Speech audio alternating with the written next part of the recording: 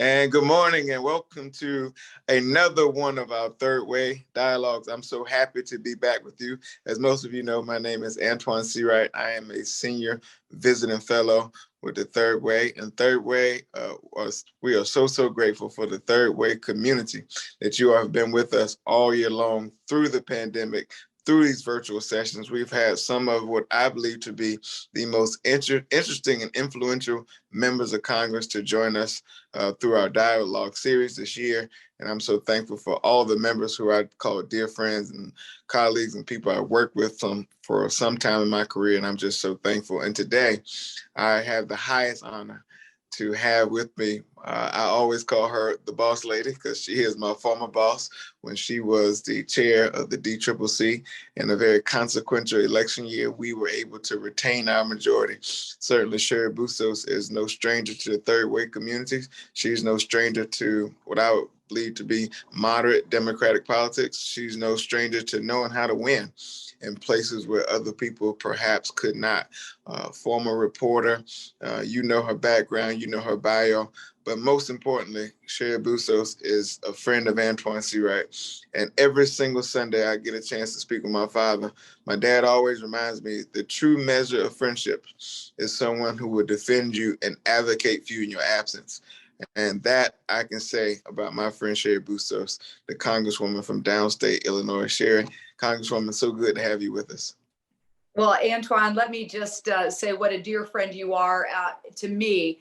And it's kind of funny that you said your dad says that. My grandpa used to say, your true friends are the ones who will stick up for you when you're not in the room. So, you know what, you and I are always in sync, and it is really a pleasure to be with you. And I want to also thank Third Way for hosting this today. Certainly, and Third Way loves Cheri Bustos and the politics that come along with Cheri Bustos. And so we're just so thankful to have you. And again, for everyone who's joined us, I know we had a big number of people who RSVP'd for this event because, Cheri, I believe you will go down as one of the most consequential Illinoisans to ever serve in the U.S. Congress. And I'm just so thankful for your service. I'm sad to see that you'll be leaving at the end of this term, but I'm thankful for the time that you had in the Congress and certainly the time you and I were able to spend together. So let's get right to it. For people who may not know about Congresswoman Cheri Bustos from downstate Illinois and all the things you've been able to do, give us the Sunday school version of that, if you will. All right, my congressional district that I have been lucky enough to serve now going on 10 years, it starts in central Illinois in Peoria, goes west to the Mississippi River, follows all of those counties north to where Wisconsin, Iowa, and Illinois come together, and then goes about to the center of the state, hugging the Wisconsin state line. We have close to 10,000 family farms. We have 90,000 labor households. We have about 13% of our congressional district has a bachelor's degree. So it would be about as different from, say, a New York City congressional district as you can possibly get. The way I like to look at this, Antjuan, is, I think we're just the salt of the earth, hardworking people. We want to do right by our families. I think we still hold values that are that are truly American values, that if you work hard, we want to make sure that our families can be successful. And as I've served in Congress, that is what I keep in mind, is the people that I'm representing and the people who just want to get ahead, no matter if you come from Rockford, Moline, Rock Island, Peoria, or Hamlet, Illinois, which has a population of 48. So I think that gives you a rough idea of what people do for a living, and the geographic diversity of our congressional district. 7,000 square miles, 14 counties altogether. You know, Congresswoman, I oftentimes hear you talk about your district, but you never get a chance to really flesh out you. I know people have this perception of you and from a congressional standpoint, but talk to us a little bit about you and some of the things you like to do and just some of your background, because I think people have a better appreciation for the type of politics you have when they know like your background and story. And you can give us a shortened version for time's sake. Sure. I've lived in Illinois my whole life. I am married to the sheriff of Rock Island County. He has been in law enforcement for 38 years. We are the parents of 3 sons, all of whom are grown. My youngest son is a sheet metal worker. My middle son works for a family-owned ag company that has aftermarket products for implements like John Deere combines. Our oldest son was an engineering major at Iowa State, and he sells engineering 3D software and 3D printers. They all live in Illinois. They're all married. We have 3 grandkids. And Antjuan, you know about my grandkids. I couldn't be prouder of our youngest is just a year and a half now, so we're really proud of our grandkids. I was a journalist for 17 years, and I worked in healthcare for 10 years, and then I served on a city council while I worked in healthcare, very much a part-time job, and then went to Congress, and I've been in Congress since I was elected in 2012 for the first time. You know, speaking of Congress, Congresswoman, you were able to do something not a lot of people were able to do. You were able to win in a Trump-leaning district. Talk to us about the politics of that and how that happened, because we're living in a time period where we are going to have to do more of that in order for us to retain this majority in 2022. So talk to us about how you would suggest, or I would strongly suggest to Democrats as far as behavior-wise and winning in a district like yours. Well, I hope that we can spend the most time talking about that sort of thing.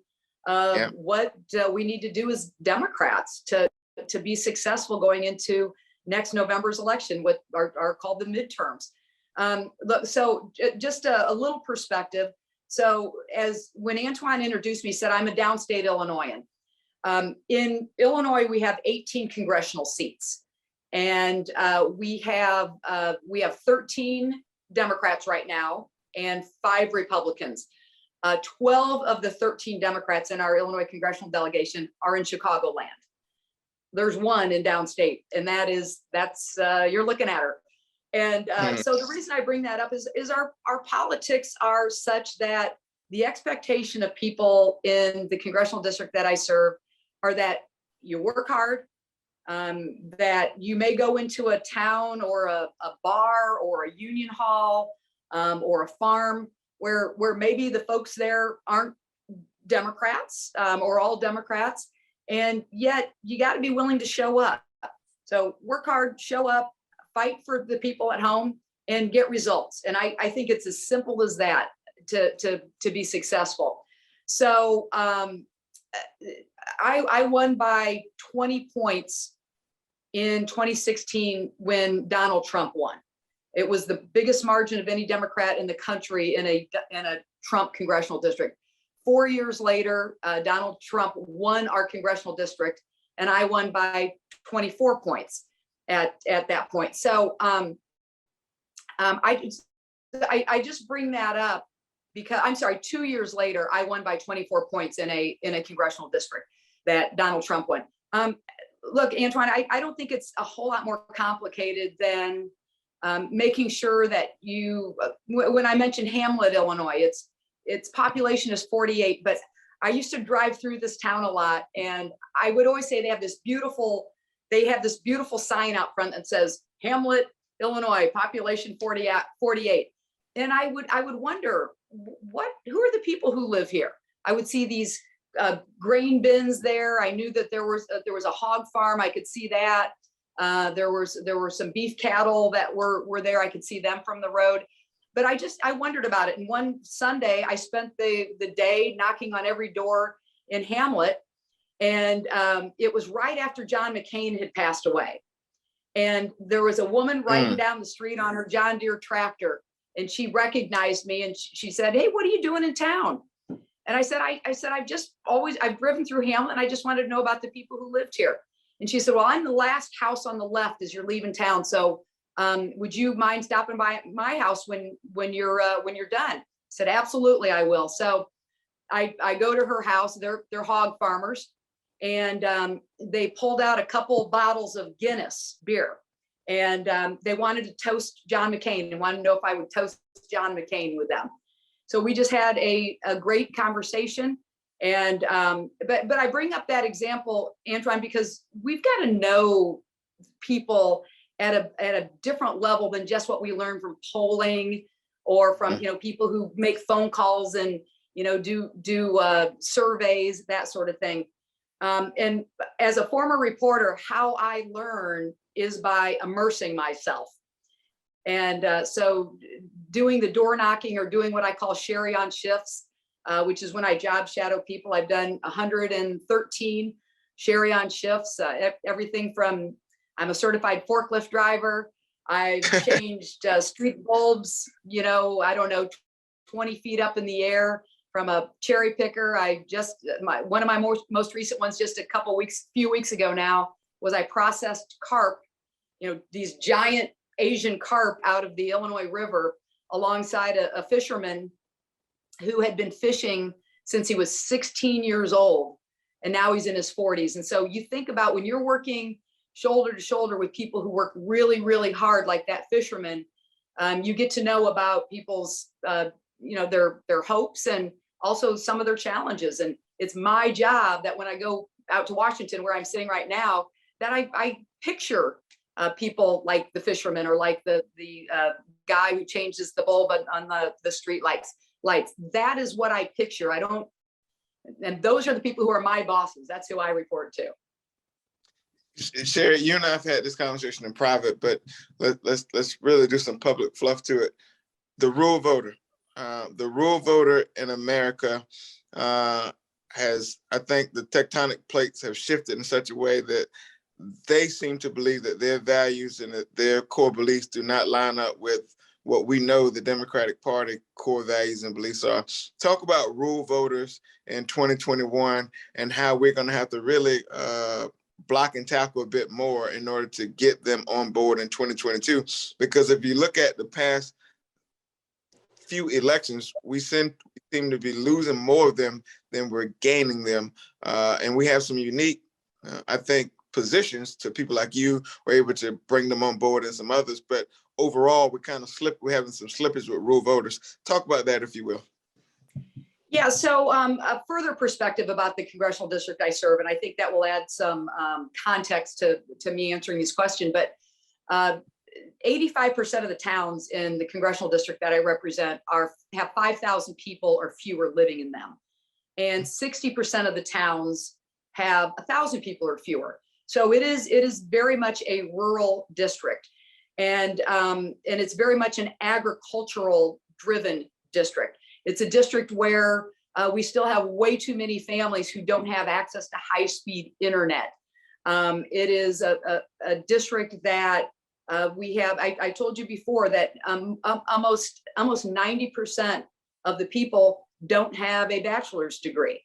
And so I believe that as Democrats, if we're viewed, there's that tag that we're coastal elites, or that we're, that term limousine liberal, and that there's this view that we are not paying attention to the people who I'm just explaining to you in the smaller towns who don't have college degrees.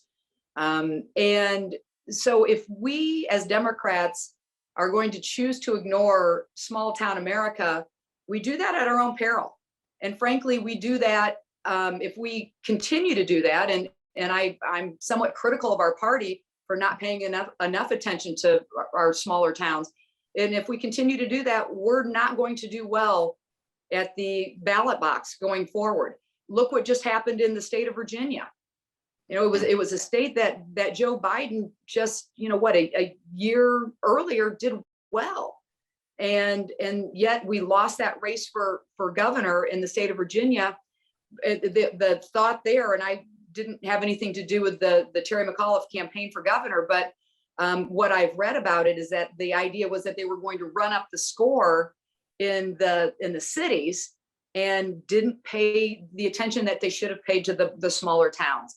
And so, Antjuan, I wrote this report along with a college professor at Monmouth College, which is in my congressional district.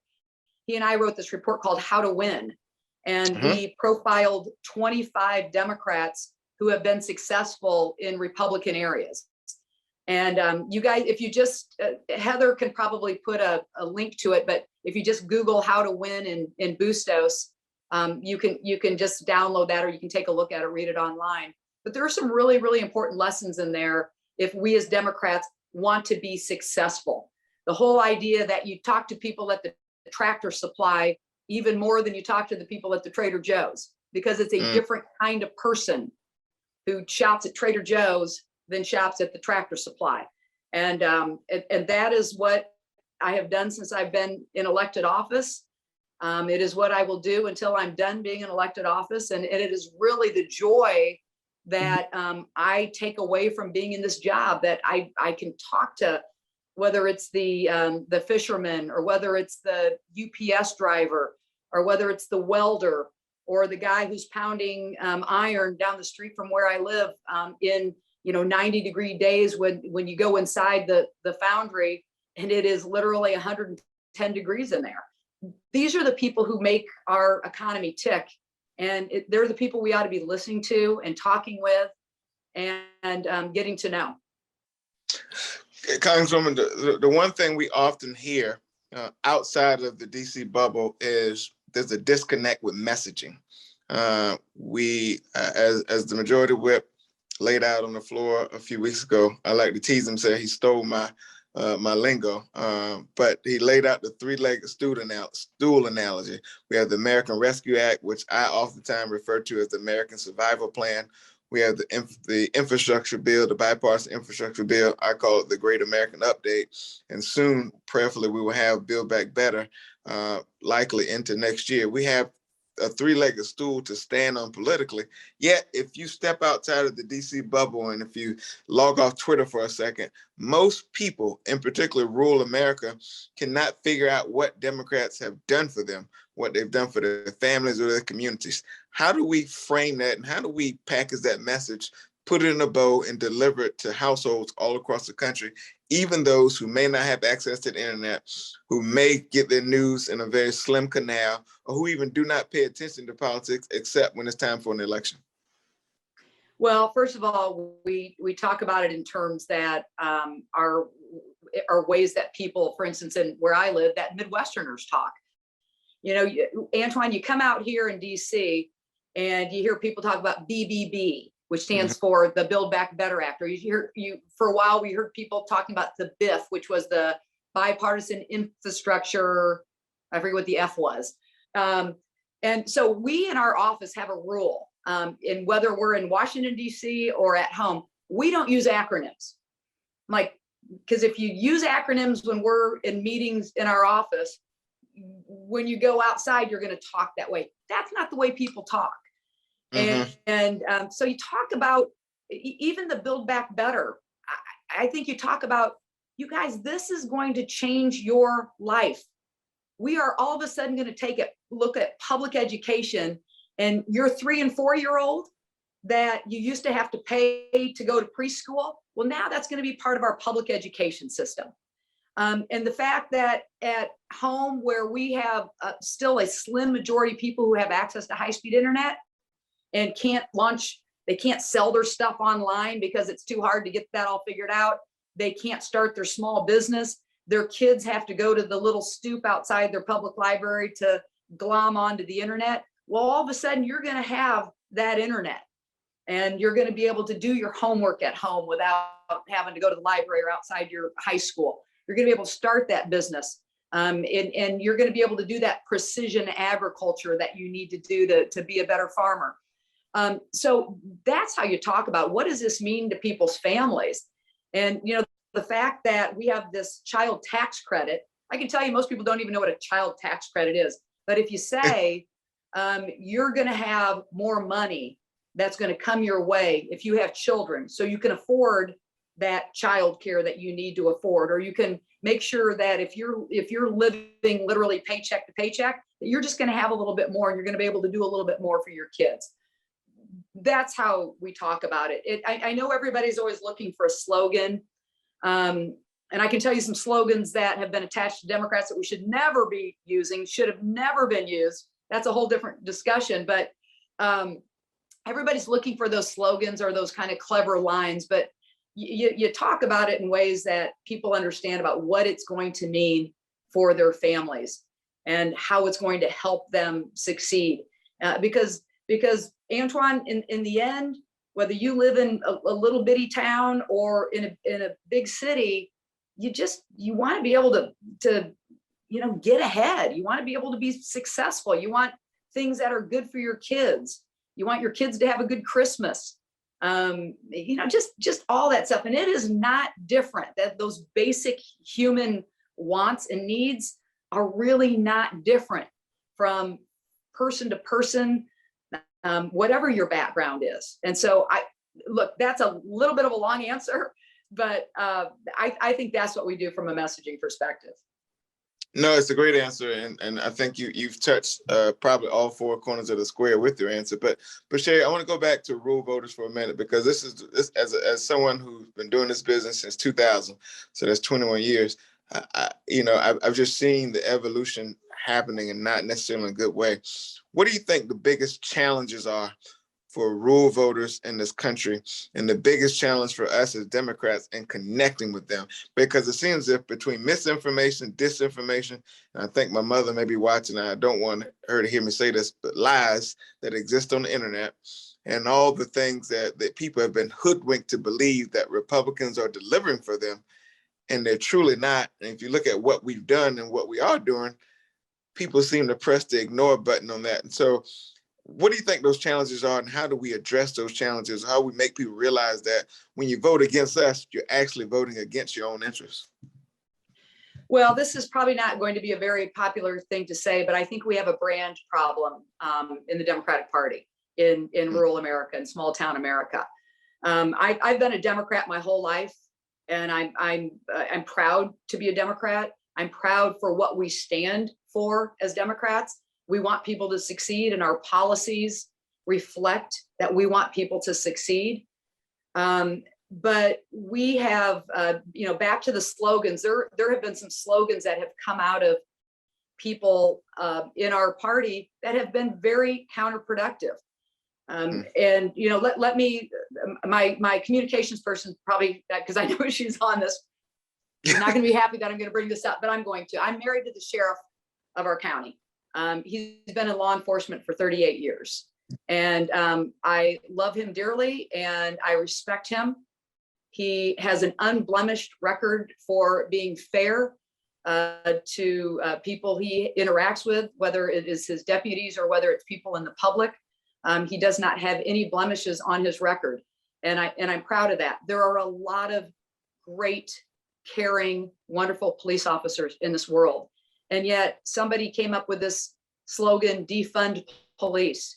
And that was very, very hurtful to Democrats who were running in the last cycle, me included. When my opponent said that I wanted to defund police, I literally wrote it off as a joke. And I'm thinking, she's been in this community such a short amount of time. Does she not even know that I'm married to the sheriff of Rock Island County? But lo and behold, people thought that I wanted to defund police because I was a Democrat. So Antjuan, to your question, we have to understand that painting this broad brush is destructive. And I also remember in the 2016 cycle when Hillary Clinton was running, and the Democrats, a lot of the women in Congress, there was this slogan, "When women succeed, America succeeds." And shoot, I said it myself, and I thought it was kind of clever. Well, then when you drill down on that, you realize that made some people feel excluded. Well, why are we talking about women all the time? And the fact is that we want women to succeed. We want people who are from communities of color to succeed. We want our family farmers to succeed. We want to make sure that good police officers can do their job and are valued in our community. And yet there's this image of our Democratic Party that we, segment different groups, that too many people even in my parts where I live think that we're anti-police, and we've got to do everything we can to fight that.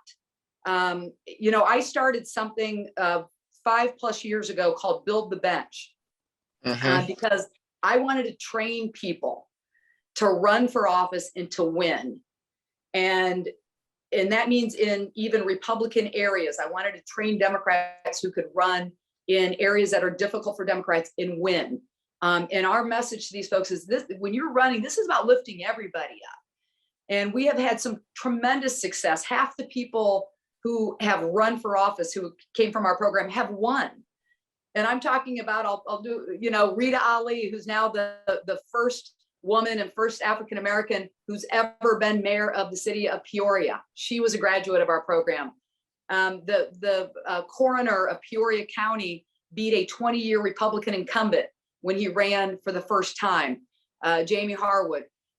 John Booker, who was the first Democrat ever who's now sheriff of Whiteside County. Those are all graduates of our Build the Bench program, because what we stress is that, you've got, as a Democrat running in a tougher area, you've got to listen to people. You've got to talk about lifting everybody up, because otherwise you're just not going to be successful in a region like the one I come from. Congresswoman, you flirted with a good point, so let's date it for a little bit.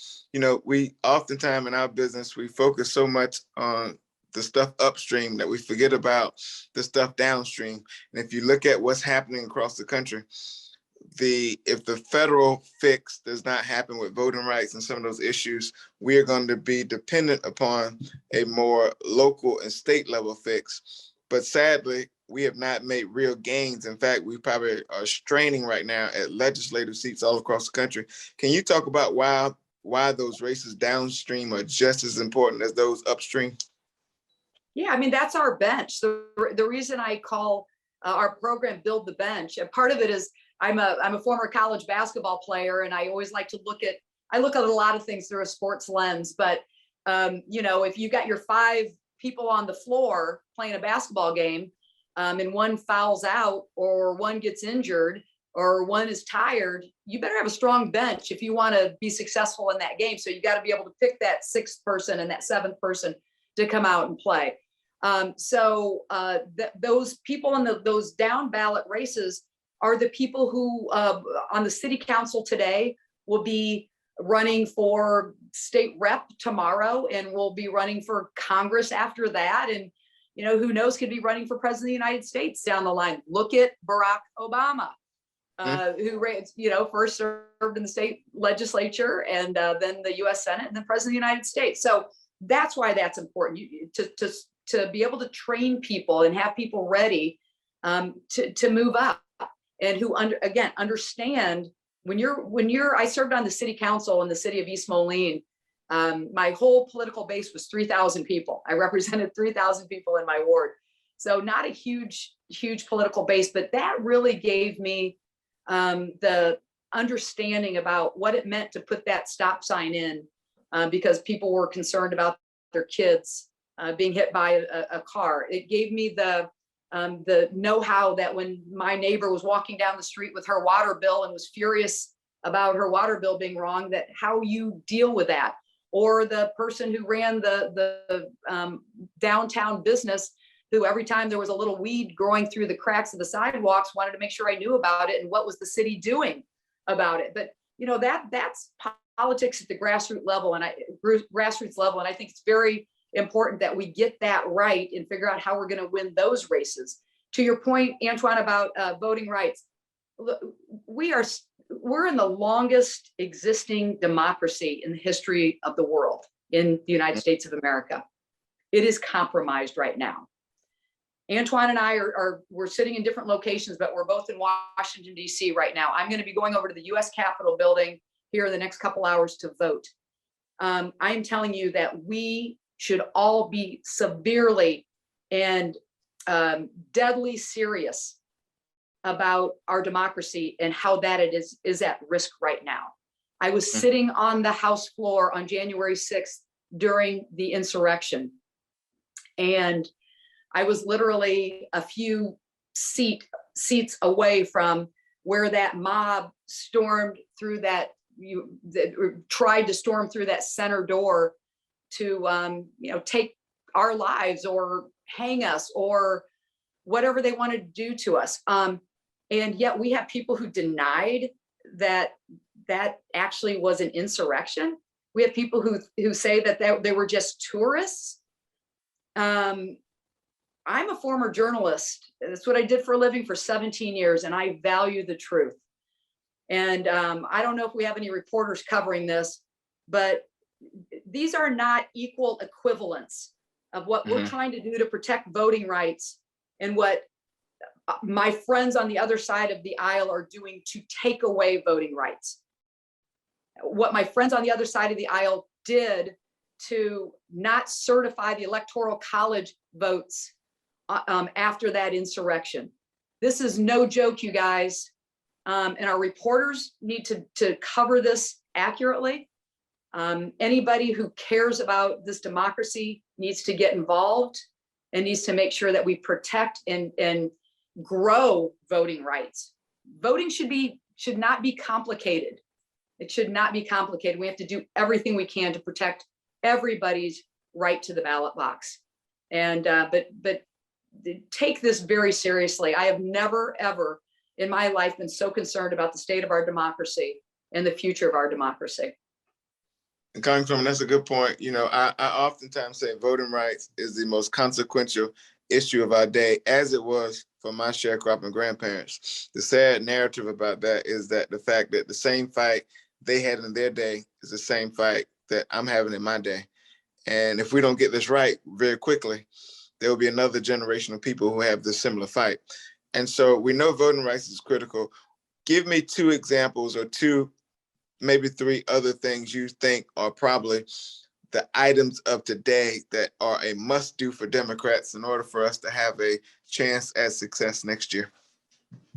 Well, I think getting our Voting Rights Act passed. And, you know, a component of that, we have different components. One's called For the People Act. We have the John Lewis Voting Rights Act.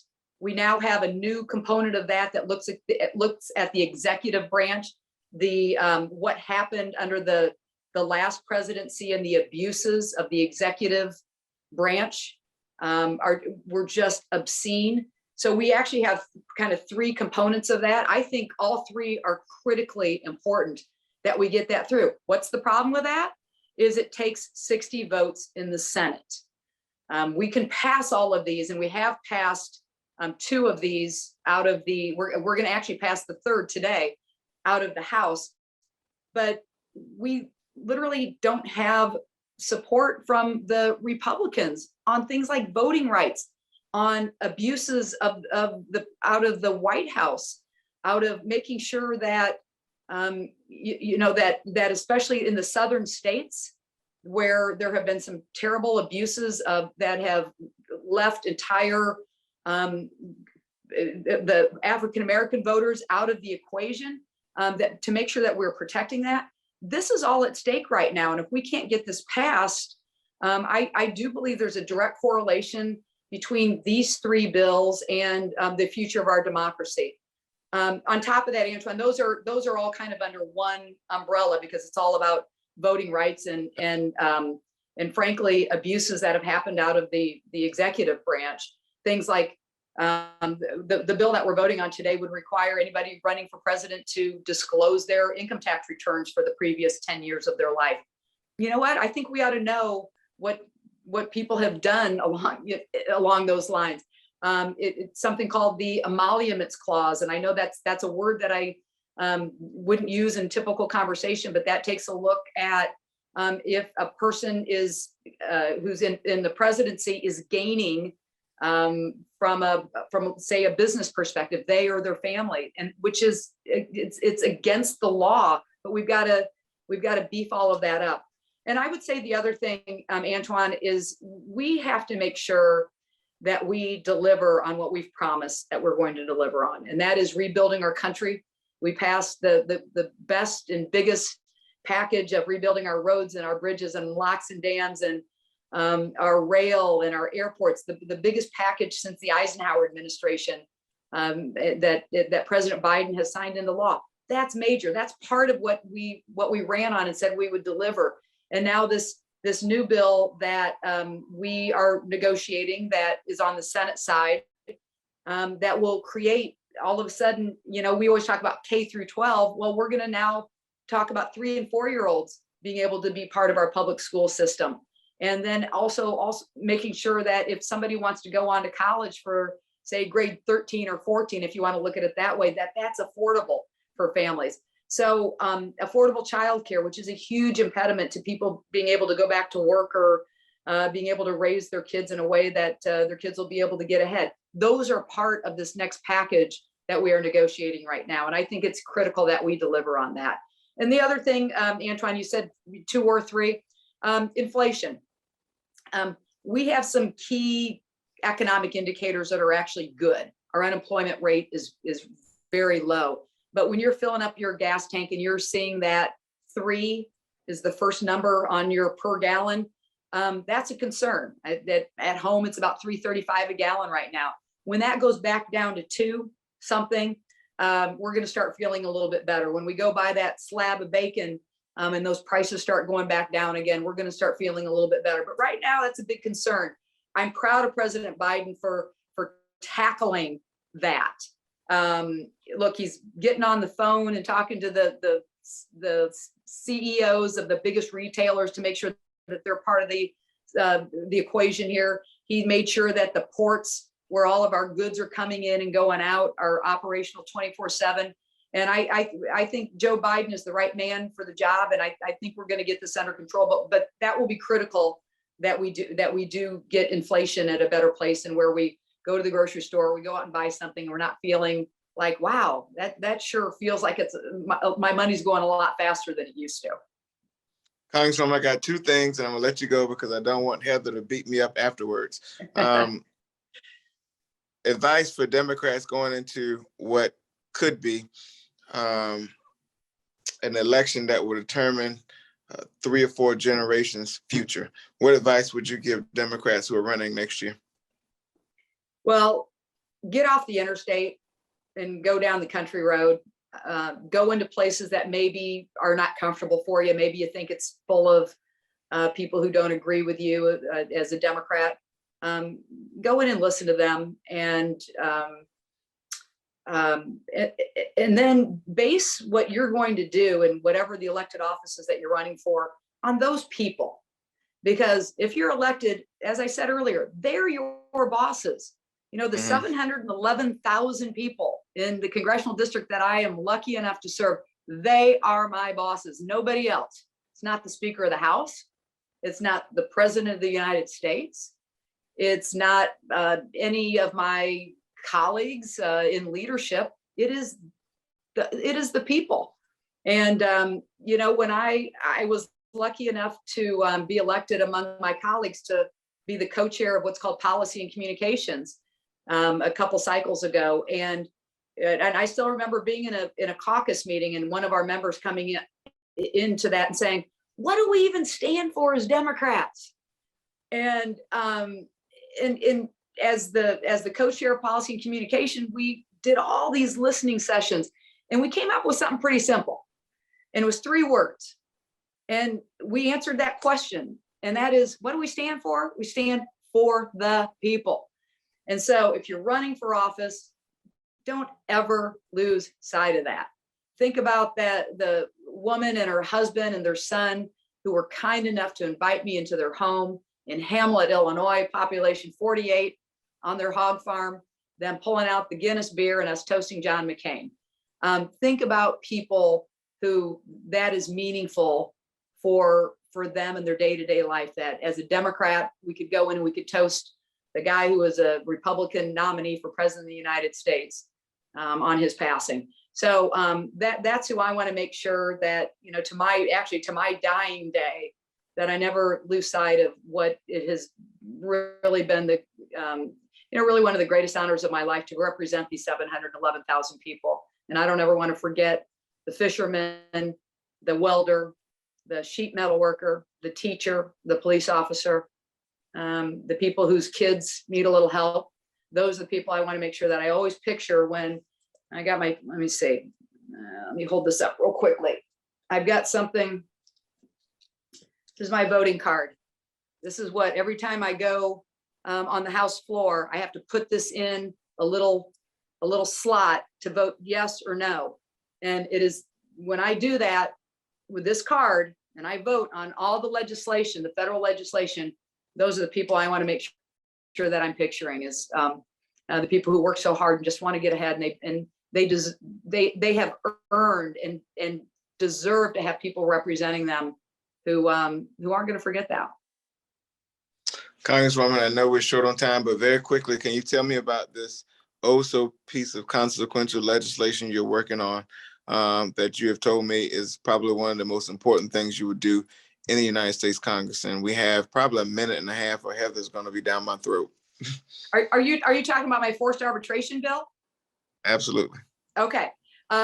So yeah, Jamie Raskin, I'll preface it by this. Jamie Raskin, who is one of my colleagues and is a constitutional scholar, serves on the House Judiciary Committee. He called my bill the most consequential labor rights legislation this century. And what it would do, we have 60 million Americans who I'm guessing most of whom don't even know this, have signed away their rights, most of whom through their employment, that is called a forced arbitration clause. And what it does is if you have a dispute at your workplace, and in our case, our legislation would address sexual harassment or sexual assault. What you've signed away is forced arbitration means that it is your employer who will figure out what happened if your boss sexually assaulted you or sexually harassed you. You do not have an option to take that, say, to court if you wanted to, if you thought it deserved to be taken to court. And most of these also include a non-disclosure agreement. So if there's systematic or systemic harassment or assaults that are going on, they never see the light of day because of these agreements. Our bill would say that those forced arbitration clauses would not be legal. We've passed it out of the House Judiciary under Senator Durbin's leadership. We passed it out of the Senate Judiciary. Our goal is to get this all the way through the House and the Senate, and we're on the path to do that. And we sent it over to President Biden to be signed into law. And this, you guys, this will be life-changing for so many people who have been victims and had to survive and put up with sexual harassment, in some cases even sexual assault. Congresswoman Cheri Bustos, downstate Illinois girl, my friend, forever my boss lady. I appreciate you. Thank you for your service. Third Way thanks you. And we're just so honored to have your time. Heather, do not be upset with me. So grateful. I think we'll see you guys one more time before the end of the year. If not, happy holidays and God bless. Thank you, Antjuan. Thank you, Third Way. And thanks for everybody for tuning in. Talk to you soon. Bye-bye.